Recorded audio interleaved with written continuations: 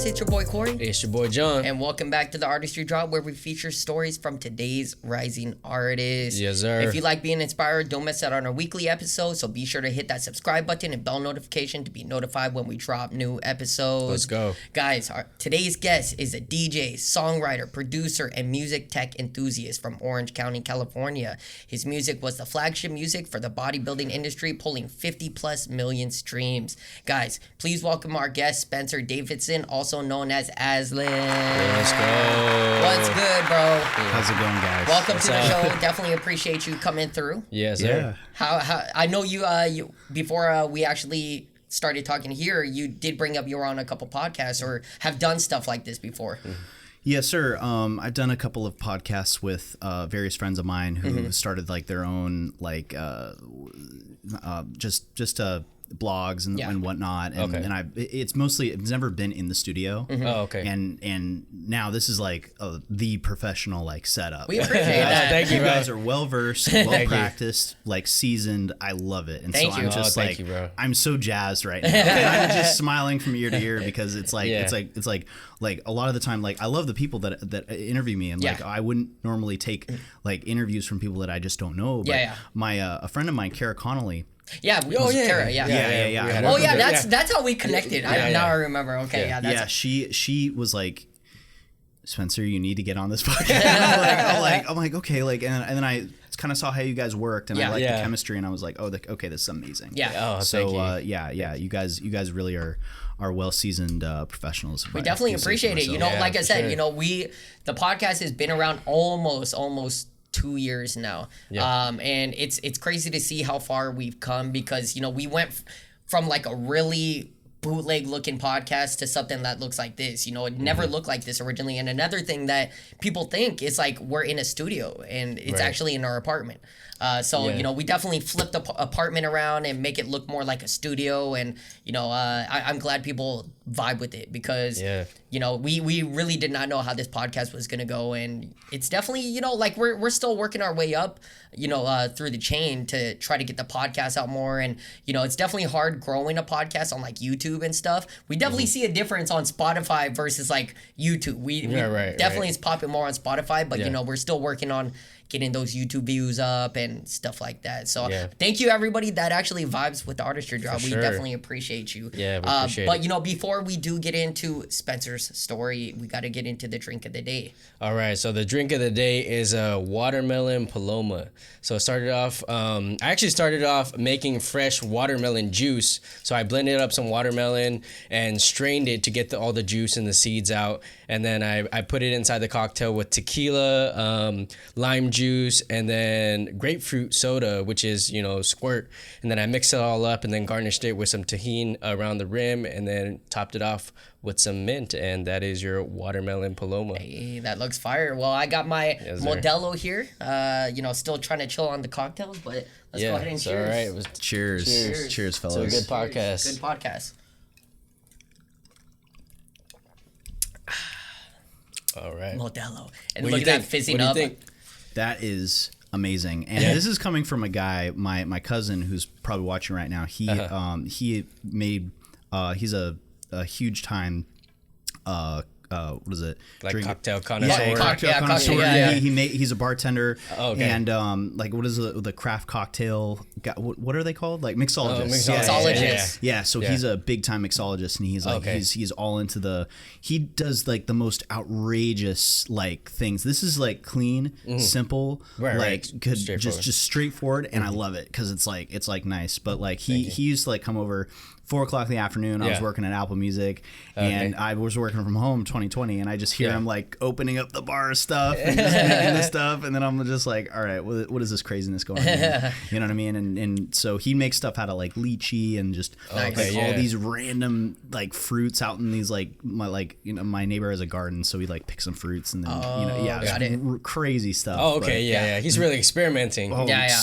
Like sometimes it was like good stuff, and other times it was just like, no, I'm not doing that. But we made some outrageous names for some of the drinks. That's crazy. I mean, my drinks came a long way. You know, I'm not a bartender or anything, you know, but I used to be a barista, so I kind of like got my passion for making drinks and decorating it from being a barista. When we first had our podcast and it was, a ghetto setup, we definitely had some ghetto drinks too. We did. Just some easy, cheap stuff. But then now we're like really investing to it and really like garnishing the rim and, making it look like it came from an actual bar. So yeah. Well, glad you enjoyed the drink. Yep, yeah, absolutely. Like you did an amazing job. Thank you, man. Thank you. So before we do get into it, we did see that Spencer had brought in something for the podcast, I think.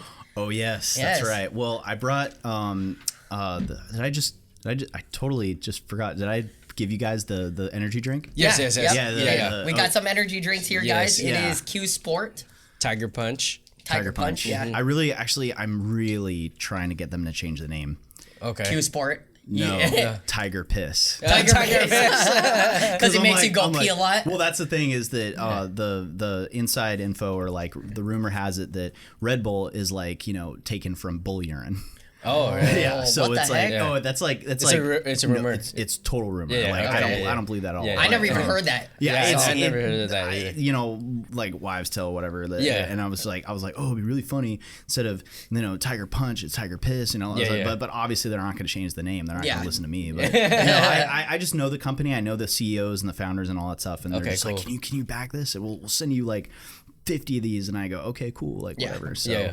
But anyway, I brought you, this is going to be the soft launch, or I guess the official launch of my new knife company. Okay. And so I have a Japanese Damascus steel knife company that I started. And I picked up a lot of like side projects and side businesses and stuff. Yeah. So this is a model. This is not the exact model that will be out, but this is a model of one of the products that they did send me. It will not be something that I will be backing. However, I think the quality is very cool. So let me show you. Ooh. Dang, that's crazy. That looks like a sword. Yeah, it does look like a sword. Oh my God. So one of you. That's crazy. Yeah. And I gift it to you guys for having me on. Wow, that's crazy. we appreciate We that. always be cooking too. So this is gonna be that handle crazy. is fire. It almost looks like a harpoon. It kind of does. It kind of looks like a shark too. Yeah, it does look like a shark. Let me see. Yeah.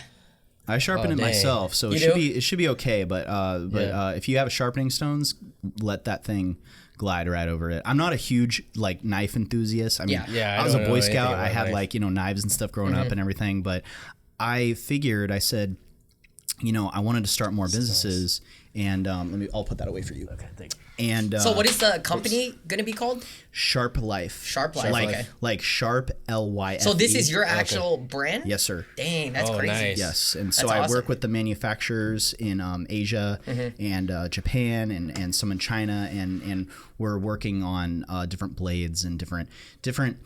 Like I have a line of knives that I'll be coming out with. I realized, I said, I have a friend who sells on Amazon, and so he was like, Spencer, like, let me know if you want to sell with me on Amazon. And I said, okay. He's like, okay, like what product do you think you want to sell? And I said, I want to sell something that's cool. And now there's more, single men, like now more than ever in our like the modern day. Right. And what do the guys like to do? Some of them, at least the ones I know, they like to cook. The older guys, maybe 40 plus, maybe not in their 20s or teens or whatever. But the younger guys like to, or the guys like to cook and show off their knives. So I figured like, okay, I'll get a product that they can show their friends and they can show their dates or whatever, and like, oh, look at this cool thing, And so just kind of a thing, and it's kind of a niche that's not crazy expanded on, so I wanted to start expanding, and so I just secured a deal with my manufacturer literally last night. Nice. So congratulations. I'll be getting that product in, and I will be starting to sell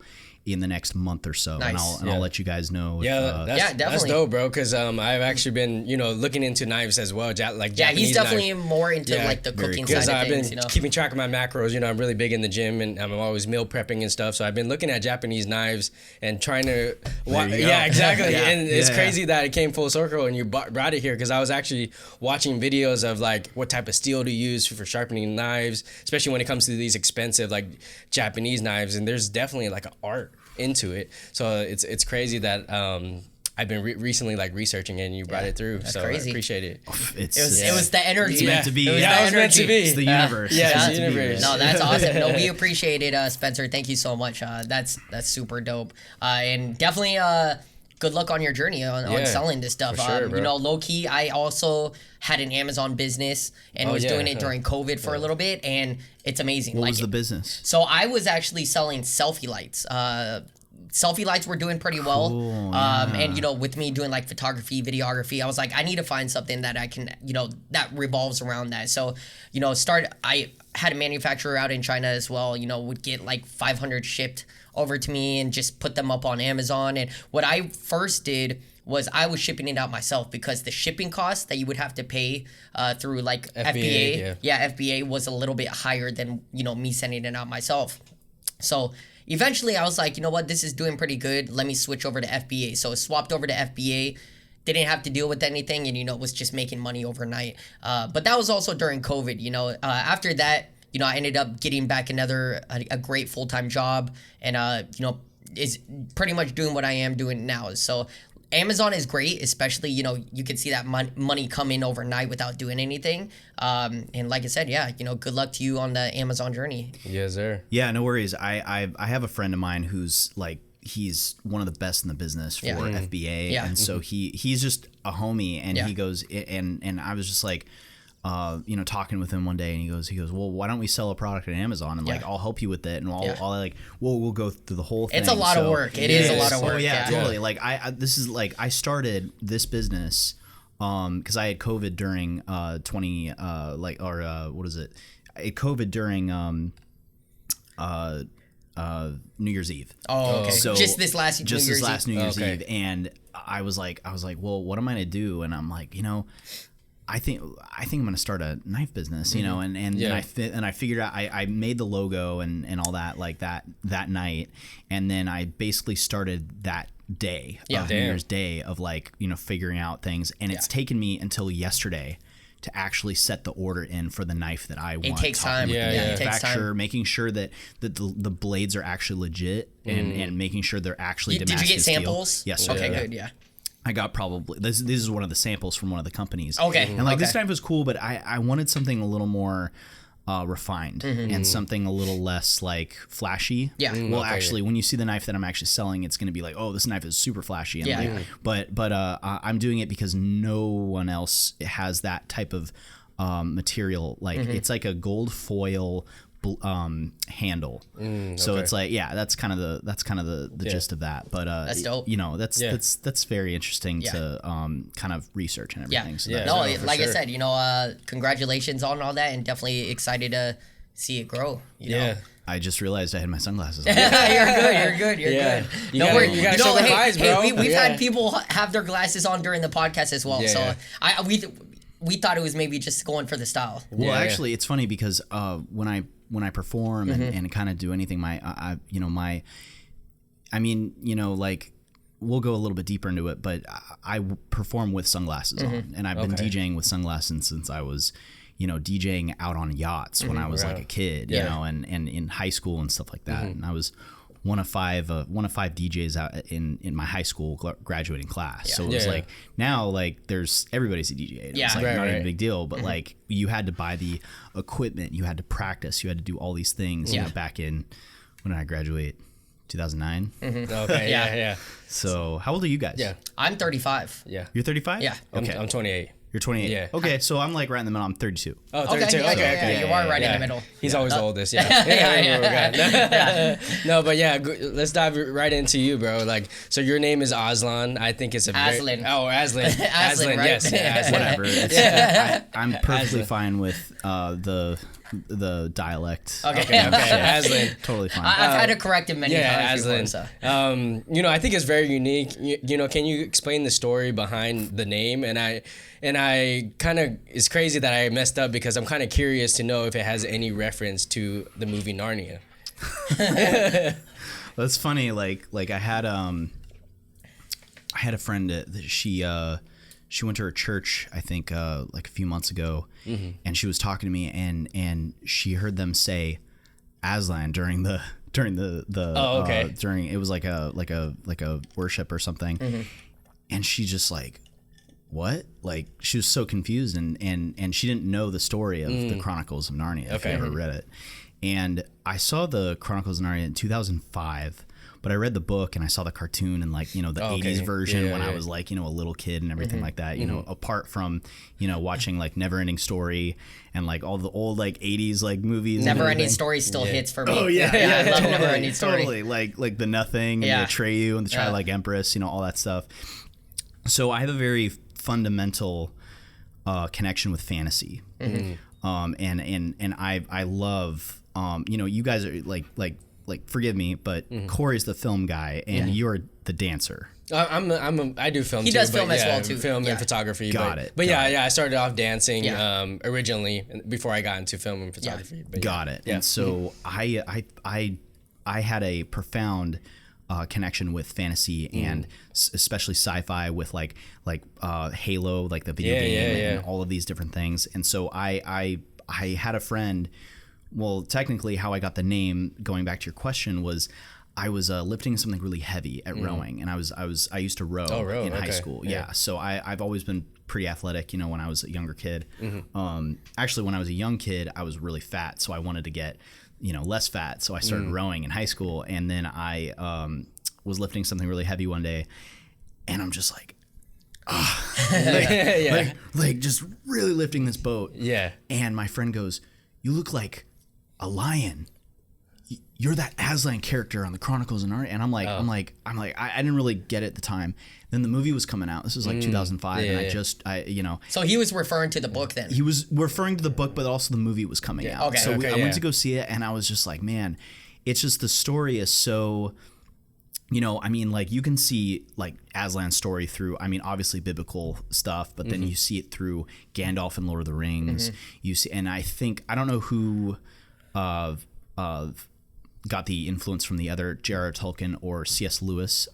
Not sure. I have to check that reference, but then you see it through, so many other heroes' journeys. Right. And I wanted to reflect, even though that I didn't realize that I was going to be on this hero's journey of like music and art and all this stuff, just navigating the industry. I wanted a name that was like kind of, reflecting on my past, and then something that could settle me into the future. And so I get that question a lot, and it's perfectly fine because it's like it leads me into like the conversation, and I'm like kind of get there. So that's to answer your question. It is influenced, but my name is different. My artistry is completely different from that zone. So that's kind of the basis of it. Yeah. Okay, that's dope. That's dope though. Yeah, growing up, did you always want to get into music? Because of course, guys, Spencer is like a DJ, like we mentioned earlier. Did you see yourself more of a producer or a DJ over like possibly being a singer? Yeah, my grandmother was a professional opera singer. And she, my mom would sing when I was younger and all that stuff. And I just didn't really like pick up. I did musical theater and stuff in high school, elementary school. Didn't do it in high school because I was too busy with rowing. But I've always wanted to. I actually was like kind of a actor for a little bit. Oh, okay. I actually was on the show Bones. Oh, you were on the show? Yeah. Whoa. Yeah. Like as a full-on feature or just background? I was SAG. You were SAG? Nice. I was given a SAG voucher. Nice. The golden ticket in Hollywood, right? Oh, wow. Yeah. And so I was given, because I was a photo double for the intern Wendell. Oh, okay. And do you know the show at all? Bones, I know the show. I haven't watched it though. Yeah. I know Bones though. I hardly know it, but I was given this this intern's photo double position, which was really cool. And but it's funny because I saw the actor that I was playing like on set, and he looked nothing like me. Really, sometimes that's how it is, though. Yeah. And so actually, I got really good friends with the director of photography, or the assistant AD. She was working with the DP, right? Yeah. And you guys know film terms, I'm so excited. Yeah. And this is gonna be really fun. So I made really good friends, and we were just shooting it, and I'm looking at. They're looking at like a bunch of water coming out of a door. Okay. And you can see the pipe. Like I can like see the pipe, and I'm like 2 inches away from it. And I go, Meg, what is this? Like, if I was watching the show for like 20 or the 15 years that it's been on, I would be, and it was the last season, I'd be totally turned off by this. Silence, right?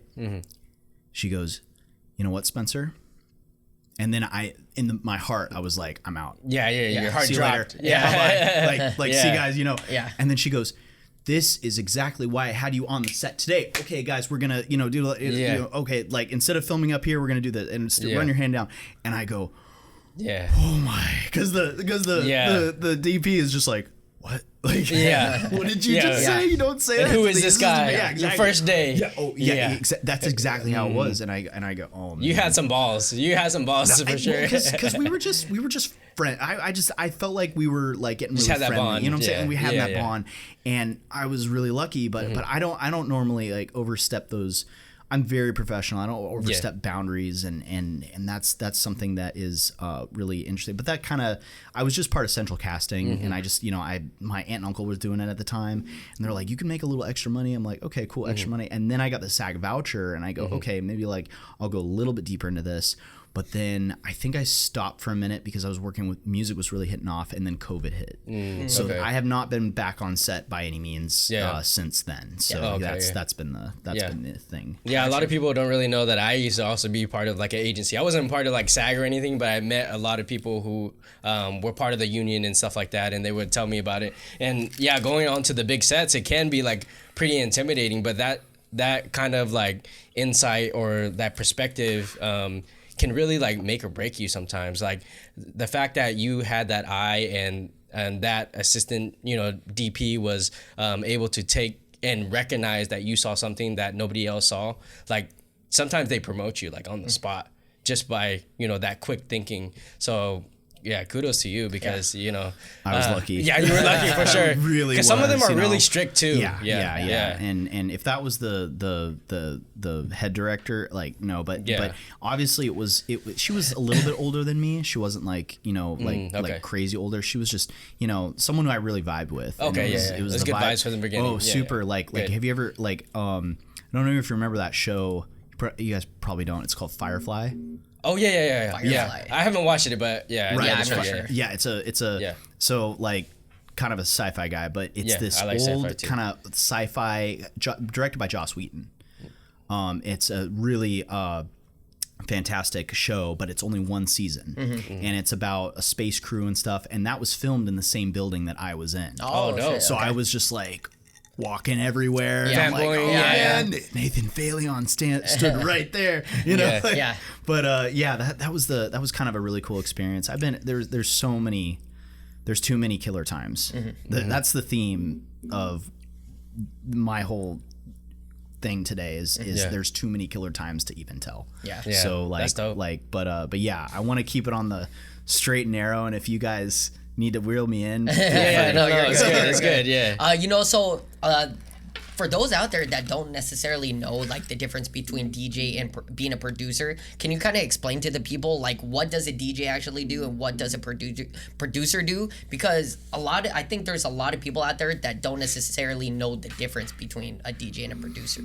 Yes, sir. So the primary difference between a producer and a DJ is that a producer is, you think about it, and this is a great analogy. It's my Star Wars analogy. You're gonna hear a lot of it today, but it's you look at a Jedi. A Jedi is skilled in the Force, and a Jedi is also skilled with the lightsaber. I love this. I love this already. Keep going. I'm just like I love this. Like ear to ear. So you got the producer, and you're producing, and some Jedi don't have to be good at lightsaber fighting. They don't even need to do lightsaber fighting. Where and producers, they don't need to DJ.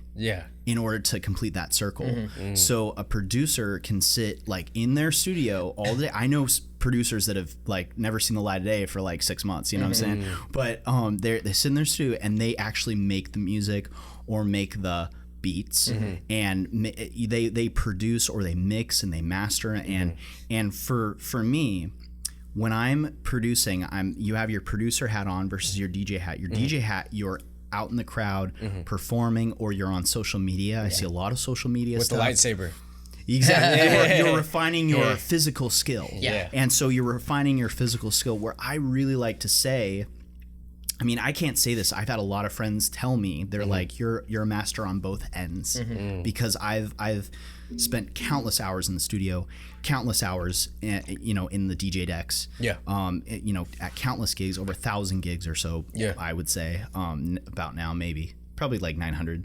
But that's just me. I'm just very modest about that. And you know, but this is not like, you know, sold out arenas. This is like you know, desert events, or this is, you know, other places that are like, there are people around and there's an audience, but it's not. There are people in the industry that's mostly like what they will get throughout their career. They won't always sell out arenas. They won't always perform at humongous, crazy music festivals. Right. You have LIB going right now. I don't know if you are privy to electronic music scene. I am. I went to EDC last year. He's definitely more than went to EDC last year. Yeah, last year. Okay. Yeah. So yeah, it's some people don't even get there, or they do the boombox car, which is a little bit smaller. They invite guys from all the nooks and crannies of the genre industry. You know, just like up here in LA, there's all these nooks and cranny bars that you can go to for like acid techno night, or you know, acid jazz, acid trance, like all of these different crazy little niches that subgenres that like I just got a call today from my buddy Holger. His name is Engineer with 3 E's, right? Okay. And he does live acid house sets. He's probably one of the only guys in the world still doing it. Oh wow. The way he does it. Yeah. What is acid house? Acid house is like squelching like bass lines, like okay. really, you know, a mix with house. It's like, it's how like, you know, he's German too, so he's very like acid house, acid techno. He has one of the biggest Twitters for that stuff. And so nice. yeah, he calls them from time to time. I coach at a place called the Orange County Electronic Music Production Association. Cool. So that helps people who don't maybe are a DJ, they don't understand production, but they want to learn. Oh, okay. Or if they are producers and they want to start DJing, I send them over to our sister company called DMI, Dance Music Initiative. So we're kind of sister collectives, and we help each other grow, and we help each other with different things that we may need help with in music and DJing and stuff like that. That's dope. What genre would you call like your music that you play? So and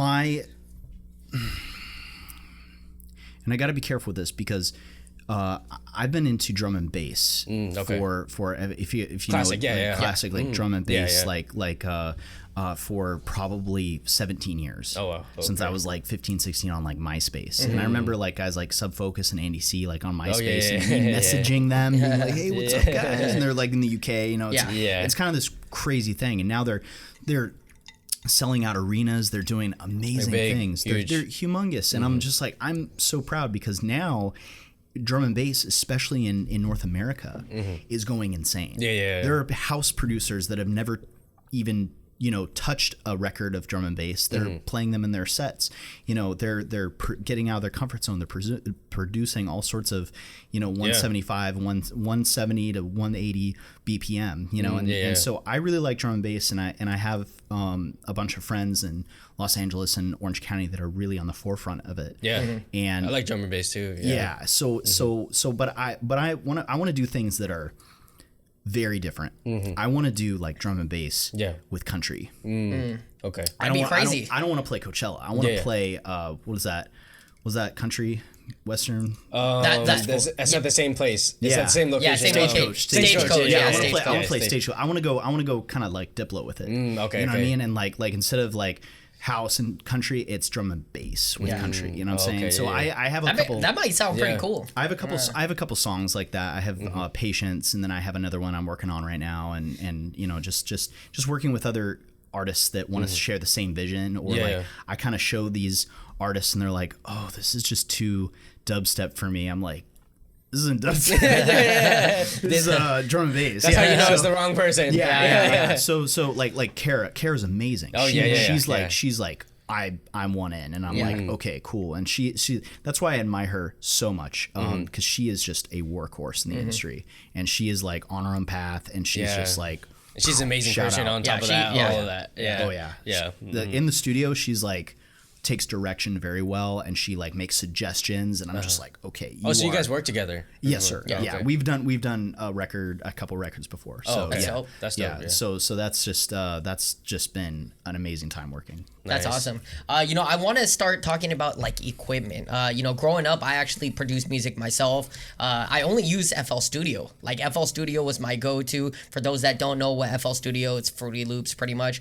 And I had MIDI keyboards, some VSTs and plugins, and like $100 M Audio monitor speakers. But definitely the one thing I was lacking was knowledge for reading music, understanding music, and I just pretty much played what sounded cool on a keyboard. What did you start using when you started producing music, and what are you currently using now? Well, I started on GarageBand, and that was just with the loops that it had and all this stuff. And I wanted to film edit for I wanted to be a film editor on was it Final Cut Pro. Oh, gotcha. That was like I saved up money. I washed cars, walked dogs, like did all this stuff. And I actually, it's funny, I'm explaining about this in my book. I'm writing a book. That's dope. And actually, this is the first time me talking about this. Nice. That's dope. I'm writing a full book. I've already gotten 30,000 words. Oh, nice. I started the same time I started Sharp Life, and it's gonna be like a 200-page, like it's gonna be something really cool. You have the title for it? Yes, sir. It's called if later if you want to put up the I made personally the cover photo. Oh, okay. And nice. It is right here. It's called Alpha Sonics. Oh, Alpha Sonics, okay. Nice. Yeah. And what is that going to be the cover for? So my book. Oh, of your book. Yeah, okay, that's dope. What is it going to be about? So it is Alpha Sonics, a new guide to success. A new guide to success for artists and music producers in a post-COVID world. Nice. So it's specifically talking about before COVID, during COVID, and after COVID for music producers, artists, electronic people, not even just electronic people, but people that produce hip hop, people that produce, because I produce all sorts of music. My primary focused wanting, artistry project is drum and bass. Okay. But I'm in the studio and with a hip hop guy, and I'm showing them drum and bass. I'm showing them all sorts of, and they're just like, whoa, what's that beat? And I'm like, it's drum and bass. And they're like, they've never heard it before. And I'm just like, because they're used to people that just make just beats. Yeah. They're not used to people that mix, master, everything else. Exactly. They're not used to the refinement of like electronic music producers versus hip hop beat makers. Not that they're not skilled, but they're very they're specialized into very specific tasks and doing very specific tasks. And so sorry, but getting off topic. That's a big. I started with GarageBand, and I then went to Logic Pro, and I use Ableton on occasion. But I would say I know Logic Pro very, very, very well. I'm not certified by any means, but I don't even know where to get a certification for that stuff. But I've written on their blog many times for suggestions of things they need to change or glitches or things like that. Yeah. The problem is with changing glitches and changing around digital audio workstations, they're called, is the fact that the coding is so advanced. They would have to go back up to the drawing board and change something up here, but then you'll change all these different steps down below. To change something down here, they'll have to come all the way up and change all these little things, and it's a nightmare. So that's basically what I'm trying to say. So that's why it takes a long time. And you're like, oh, they fixed it, and then they're like, no, now this is wrong, because the coding is so intertwined. Yes, unless they like totally, which they may do in Logic 11, might be an idea, Apple. I do know people on the Logic team, but they will have to rewrite the code for a lot of that stuff. So that's in a nutshell, that's where we're at. Yeah. Okay. Yeah. So one thing I noticed is that you name yourself as a ghost producer, which is a term I've never heard before. Yeah. Can you explain what that means, and is it similar to being like a ghostwriter or? Yes, and a lot of people don't like this term. Okay. It's the first time I've heard it too. Well, a lot of people like my friend the other day was like, Spencer, you're not a ghost producer, you're a producer. And I go, well, meaning in a friendly way, obviously, but ghost producer is a guy is a guy who makes music for other people, and a ghost writer is a guy who writes. Right. But on my BMI credit, ASCAP credit, which is the back end of the music industry, you're basically, my name's on all of the songs. Okay. For the most part, there's a couple of songs where I've been paid out flat, where it's like, here's your fee, and here's the song, but you're totally separate. I'm like, I'm cool with that, whatever. I just want to get paid so I can live and have a co-producer. Exactly. Sometimes it's more than just like having your name, you just on it, Absolutely. But you can still be called a you're not like, it's not like inscribed on your credit as being a ghost producer. Like my engineering credit doesn't say ghost engineer or anything like that. It just says I would be just considered in a court of law, I'd be considered a co-producer. But I'd say ghost because my artist name is not featured in the title of the artist. Okay. So that would be like the main difference between a ghost producer and a normal producer, is just like having your name entitled into the production or the final product. Absolutely. Yeah. Okay. Yeah. I see. So you've been in the industry for like many years now, and I see you perform at all these out of state, out of country. I'm curious to know like what has been your most like memorable performance you performed at. I really liked Vegas. Vegas was very cool. I performed, Vegas or the desert events too. Because I'm actually going to Burning Man this year with a camp, and we have like a 100-person sound camp, and we have $70,000 sound system. There's a lot of that's just the tip of the iceberg. Have you been to Burning Man? No, but I have been to all of the regional burns, Utopia, Bequinox.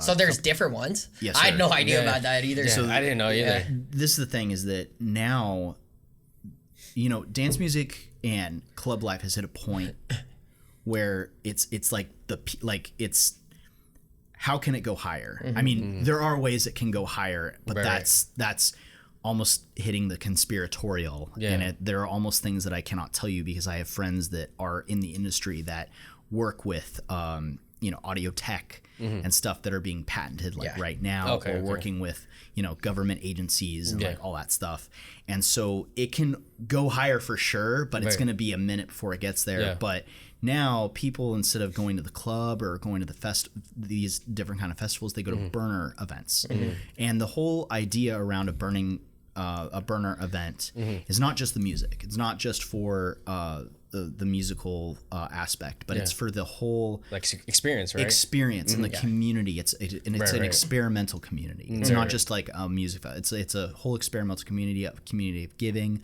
community of respect and love and all that stuff. It's funny. Like, yes, it's just like that. And so I haven't heard that term in quite a long time. Because you've been in the drum and bass. Well, I mean, drum and bass, like people still, but like that. Do they still use that term?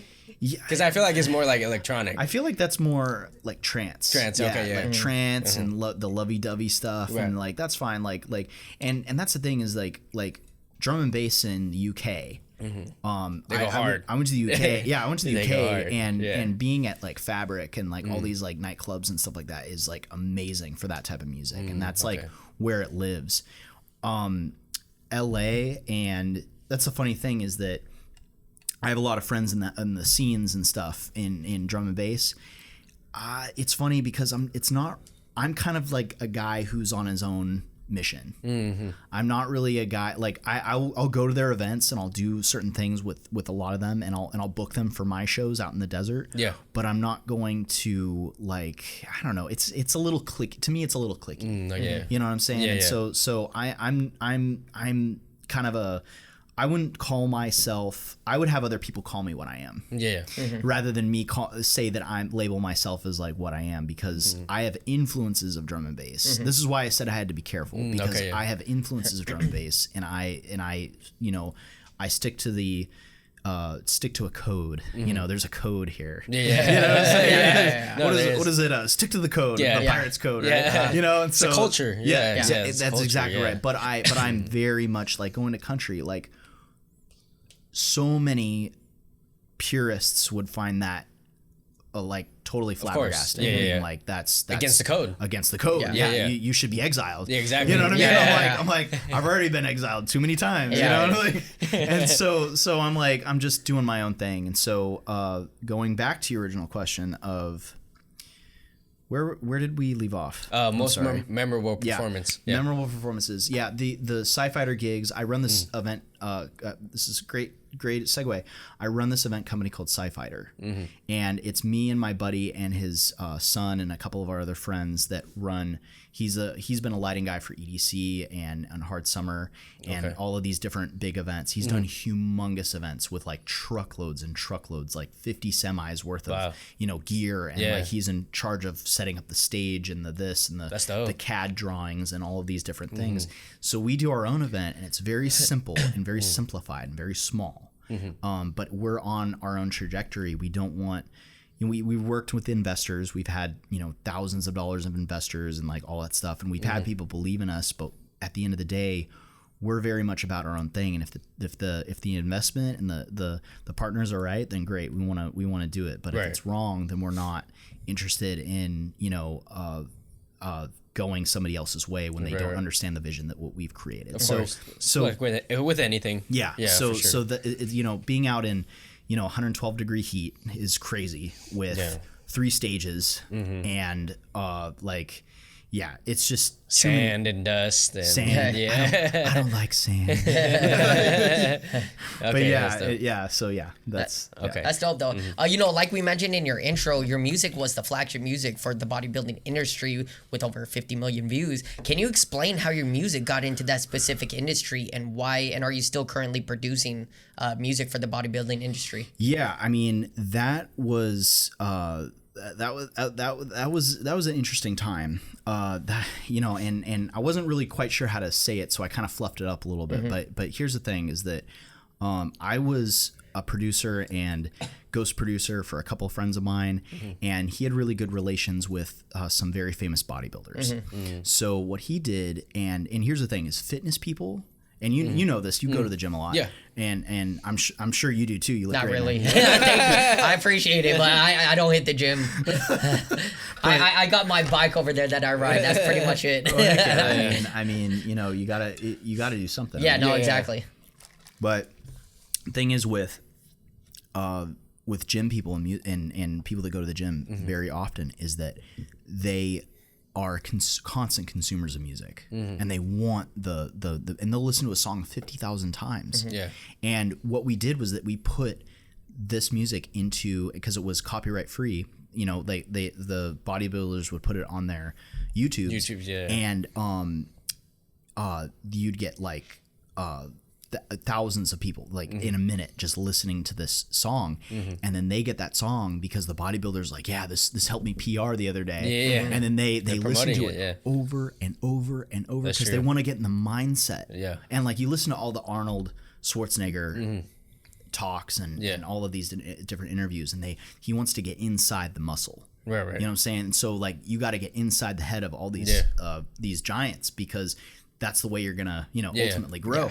So using that as the music, using that as a catalyst for the music has been extremely helpful. And right now, we've kind of changed. We've kind of gone our separate ways from there was different ideas going around, and we've kind of gone our separate ways. And some bodybuilders, they retired or they moved on or they did whatever. And so for me, for a moment, every video on YouTube talking about bodybuilding had my music in it. Wow, that's every crazy. Single video. And that's the funny thing. Like people are like, well, you didn't get paid for that, But no, it doesn't matter, because my Spotify views were just through the roof. That's why they're like, who is this? And they look you up on Spotify. Your streams just go up. And that was my music. That was my buddy's music. And then my buddy who's his name's Thompson.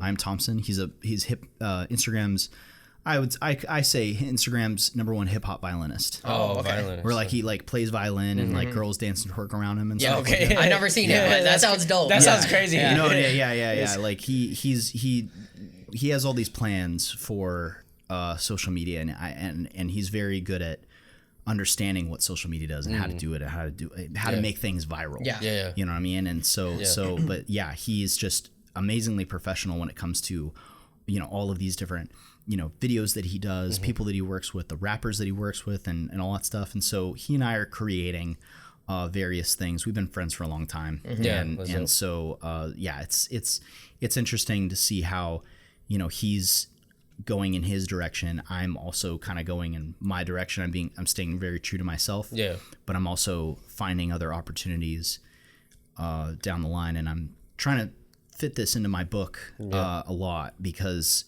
you know, something in this post-COVID world, as musicians, there's all these egos and everything. We don't have time for that. Exactly. We got to stick together, man. Yeah, we do. Like Thanos is coming. The world is ending. The world is ending. Thanos is coming. You know, we got to get on this. You know, and we have to stick. I'm all about working together, sticking together, and all that stuff. And unfortunately, I've had to learn what I had to learn last year was that some people just don't want to work with you. Regardless of what you've done. Even if you have way more credits than they do or whatever, it doesn't matter. Even like someone who I like their voice or somebody, I'm like, man, like I want to help you. Like, let's do something. They're like, okay. Yeah. Like, oh, I know Post Malone's manager. That's all good. It's all good.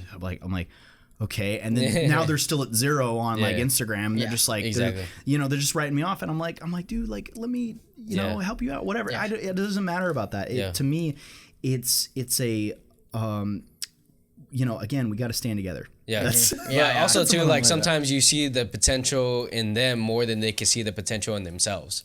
And just like the saying goes, you know, you could lead the horse to the water, but you can't force them to drink it.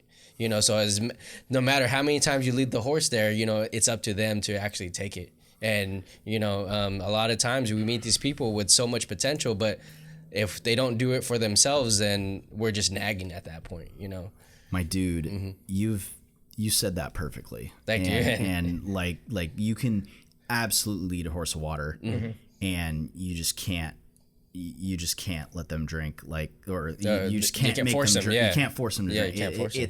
It's so crazy. I did have a friend, I have a friend, and I still call him my friend. I don't know where he's at right now, but he was you ever heard of, I'm not going to say his name, but he's still like a really good friend of mine. Have you ever heard of the fandom called the Brony Fandom? No, the Brony, no. So there are grown men that used to be into this fandom called My Little Pony. Okay, yeah, I remember My Little Pony. Grown men, right? And here's the thing. You're talking about My Little Pony, like the kid show. My Little Pony, the kid show. So it's men that are fans of it. Men that are fans of it. Okay. That's kind of weird. So you'd be like, this was probably like borderline pedophile. Well, that's the funny thing is that here's the thing with bronies. I came from an industry and the electronic like you know, the club life and all this stuff. I saw that and I was doing, you know, gigs in the back room, and I was doing all that stuff, and I was seeing people there that are just getting pictures for their Instagram or their Facebook, or they're like, look how cool I am, I'm at the club, blah, blah, blah. It wasn't about the music. It wasn't about the event. It was about just them getting clout for all that stuff. And I go to these conventions because my friend was telling me about this. He was the king of Brony music, by the way. Oh, really? The king. And he's been off social media for a minute, but he is one of the best producers I've ever met in my entire life. Really? He was amazing. He's a perfectionist. He had everything down to a T. He has perfect pitch. He's got everything that you would want like an amazing producer to be. Yeah. And I still like believe in him to this day. And we haven't talked for a minute, but you know, I still love him to death. But here's the thing with the whole Brony scene is that it's such a pure form. You go to they have these conventions where all of these DJs that would play remixes of songs that were like My Little Pony remixes. So I thought that was a very pure form of music, because they were there to enjoy that sound, and they were not there on drugs. They were just there having a good time with their friends. And I think that we've lost that in the music industry, and that's something that I would want the industry to learn from those people, because they did it right. I was there, and everybody was having a great time. You could see it in the whites of their eyes. They were just like, wow, this is so amazing. I'm not behind a computer screen. I'm interacting with my friends. This was like 2015, 16, 17, like right around there. But I'm personally not like a Brony or anything like that. But you have the appreciation for the music. I have the incredible appreciation. And people were like, oh, like they're weird, they're blah. And I'm like, but dude, we're all weird. We're all musicians. You know, who cares? So honestly, but I would try to lead that guy to water, and you know, he wouldn't do things because he just didn't feel like it was right. And you know what? That's fine. Exactly. So I just wanted to include that, because I really feel that the music industry needs to get back to that childlike sensation of, you know, not to be, no pun intended, but childlike association of the music. You know? And I know you're speaking about the music industry, but that's just art in general. You know, that's one thing that why we moved out of Seattle, you know, was because we saw something bigger than our city, you know, and the people who we were around, you know, they had visions of doing it, but they weren't actually acting on it. And we were out there, you know, actively trying to push for more. And we knew that coming over here, you know, was that next step. And, you know, it was, you know, kind of lonely too. It was just us. We had to make the goal and move out here, you know, for ourselves, you know, and kind of segueing to my next question, you know, being an artist, you know, we always show like the good parts of like social media of our lives, you know, on social media. But I think it's just as important to show like the struggles and, you know, the hard times we had to like overcome to get to where we are now. What has been some of the struggles that you had to face throughout your career to get where you are now?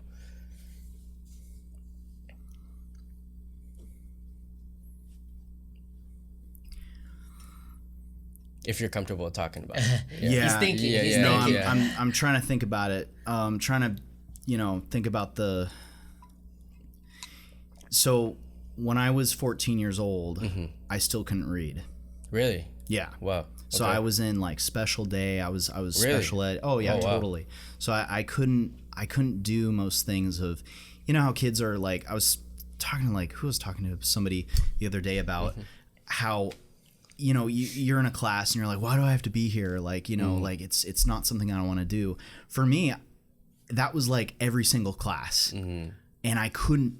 If I wanted to do the work, I could do the work. Was it going to be all right? And absolutely not. So I couldn't do the things that other kids could do. Yeah. And so that was really frustrating for me for the longest time, and I felt really alienated. Very. It was a very confusing time. Yeah, especially growing up. Yeah. I knew that like my parents loved me and everything like that, but that was a really hard struggle, and noticing, and I always knew I was different. I always knew because you know, some teachers were really gracious and very kind and very like cool with like, you know, hey, like you need a little extra time, cool. Other teachers, it was like, what is your problem? You're just acting out. You want attention. You just blah blah. And you know, I was the scapegoat or something. I was just the guy that, you know, I was an easy target basically. You know, because I was so like, oh, you know, I was kind of passive when I was younger. I wasn't raised to be a like a, you know, a leader. I was raised to be a leader in a way of a different form of leadership rather than, you know, carving my own path. Right. Oh, you know, okay. So I wasn't sure how to like carve my own path until I was already a man and I was born in it. You know? Yeah.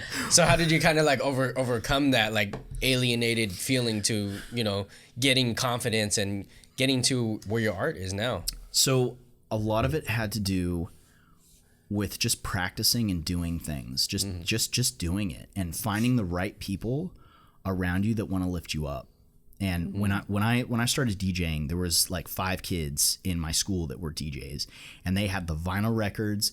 They were actually, it's funny, they were sponsored surfers. Oh, really? They were on like the Ruka and Volcom team for like, I don't know if you like, Volcom, like Volcom and like all of these different like Billabong, all these different teams that they would, work with. And we had giant warehouse parties down in Costa Mesa. So we'd have these giant, I was 16 years old. We had like these giant warehouses. We packed them full of people. And there would be like the end of the year, like parties for all these like huge events. And so we'd have like, and it would be, this was like 2007. Yeah. We'd have like crazy drum and bass, like, in this like warehouse. And it was stuff that kids had never heard before. And I felt empowered. I felt like I was doing something that was so different, and like I had kids after that were like, yo, like it was so cool when you had Lollipop mixed with this like crazy, like, what is it, drum and bass song, like this crazy EDM song that was like, actually the EDM wasn't even around at that time. Crazy electronic song, like what was that? And I'm like, well, it's drum and bass, and like kind of segued that into, and like the girl situation, it was like I didn't get, I was one of those like I was like a jock, but I was kind of nerdy, wasn't really like, I was just into the sport, I wasn't really like going out or anything. You're just rowing. I was just rowing. Yeah, exactly. Yeah. And then I'd go home and I like play video games, you know what I mean? And so then, or I'd surf, or I like, do whatever on the the weekends. But then I started, females were looking at me differently, and it was like, oh, like you're a DJ, oh my god, like it was kind of before the DJ thing was like really cool. And then probably in more 2008 2009, that's when everything with DJs like Stevie Aoki, was it even before Calvin Harris, who was Bloody Beetroots, like all those guys, like and then David Guetta, David Guetta, it's kind of started with that little thing. And then the Skrillex revolution came out, the dubstep, revolution of like all that stuff in North American, and then it kind of just snowballed into what we see it as now. And so, but honestly, it was the music that really helped me form my identity. And but on top of that, like, last year I had kind of like an identity crisis. Like I had a situation where I was asking myself, do I really want to continue with music and full time, or do I want to do other things? And I looked at what not that I like crazy look up to guys like this, but like Kanye or like all these like other, like, like Jay-Z, he's cool, like we're cool with that, but other musicians and people in the media industry should all be considered entrepreneurs, people that work on multiple projects, because you don't just have like, maybe you have just one job and you're cool with that, but most of the time, like I'm sure guys like yourselves have had multiple gigs going on. So if you have like multiple things, that's why I'm very into that sort of mindset, because I didn't realize I was an entrepreneur until like I was already a man. And I realized that this was a step that I needed to secure. Because I needed to shift, evolve a mindset into multiple. My favorite P word is? What is it? Power. Not pussy. Yeah. You went there. Power and pussy. No, that was a trick. That was a trick question. No, my favorite P word is passive income. Oh, yeah, there you go. And so that's well, that's Amazon for you right there. That's exactly right. And even though it may take like a few tries, I don't know how many tries it will take to like really solidify like multiple streams of income. But it will take a few times. This is definitely a situation that I'm not like, oh, this is the only thing that's gonna like, this is the meal ticket. No. The amount of times I've been in the studio and people are like, you're my meal ticket, man. You're going to like, make me millions. You're going to do all this. I've heard that so many times. Where I've heard like, you're going to be the best new producer. You're going to be this, you're going to be the best. It's like, okay, like all the fluff, all the hype. I've heard that so many times. And that's just the name of the game. And if you can navigate that stuff, you're talking about the hard times. Like there's too many times to count. You could be one day like I remember when I was in high school, I was DJing on yachts, and I had friends that were like total movie stars and stuff like that. And then I go from there to other things, and then I'm living mattress on the floor style in my buddy's practically my buddy's garage down in San Capistrano. You know what I'm saying? And I'm like, okay, where did I go from here to like here to here? you know, and exactly. then you're like, oh man. And then, you know, now thank God, like I have a way better, you know, living situation now. And, you know, you get out of that. Yeah. And so honestly, to fully answer your question, because it's a very loaded question. Yeah, it is. Is that, you have to just, instead of believing in institution, you have to believe in yourself. Right. So that being said, instead of thinking that, oh, you know, maybe I should have tried harder in school. Yeah. I busted my butt in school, and I have years and years of you know, hard times that I had to like work through to get to the point, overcome that I could. And so for me, I tried my hardest, where other people, it's like, you know, maybe I should go get a master's degree of this. If you have a path that absolutely requires a master's degree, like let's say, even, I mean, that's kind of loaded too. Cause if you have some guy who goes, you go get your master's degree, you will earn $250,000 a year, like, and I'll pay for your master's degree. Then go get it, yay! Do it. But if you're maybe unsure, or you know, and you may not have the money, but you're thinking about, I would just like, because I bet my whole career on YouTube. Oh yeah. YouTube is like been my saving grace, because it's a visual. Yeah. I'm a visual and I'm an auditory. Yeah. So I learn visually and auditorily. And at different times. I used to only think I was an auditory learner. Like I use Audible and like all that stuff. But if you can understand, identify your weaknesses, become self-aware of your, and maybe you have to go a little bit of therapy for that. Yeah. And the therapist will say, okay, well, these are some of the strengths I see, these are some of the weaknesses. And the amount of times I've had, probably 40 different times that I've seen not a therapist, but a like child psychologist, like psychologist, like someone like giving me tests to see how I learn and how I, you know, the blocks and the Rorschach test, you know, like what do you see? You know, like I've done that way too many times. That's dope, bro. You know, I appreciate you for sharing that story, because you know, nobody would have ever thought that you had trouble, you know, in what is it, like middle school or high school, you know, and starting from nothing and then now looking at your career to where it's at now. I think you've definitely come a long way. Yeah. And I feel like a lot of people can really like resonate off of that. You know, we wouldn't have never known. And I think that's the main reason why my question was so loaded, because it shows the obstacles that people have to overcome to get to where they are now. You know, some people think it happens overnight, but it really doesn't. And we don't show that on social media. We don't talk about it. So I think it's important for other people to hear, for sure. Yes, sir. And I appreciate that question. And if you want me to elaborate at any time, let me know. Yeah. No, well, we actually are coming to the end of our podcast. But before we do, are there any shout outs you'd like to give to our audience out there? Any viewers? Wow. Shout out to the Sci-Fighter crew. I'll be seeing you guys again real soon. Shout out to everybody who's supported me on this crazy journey that I've had, and shout out to let me see, maybe my parents are watching. I'm sure. Shout out to them. And just keep staying positive and keep just don't give up because people are telling you to give up. That's something that you can definitely take away from this. Yeah, for sure. Where can people find you on social media? So, I have a website, azlanaudio.com, or you could visit my Instagram at Azlan Audio, AZLAN Audio.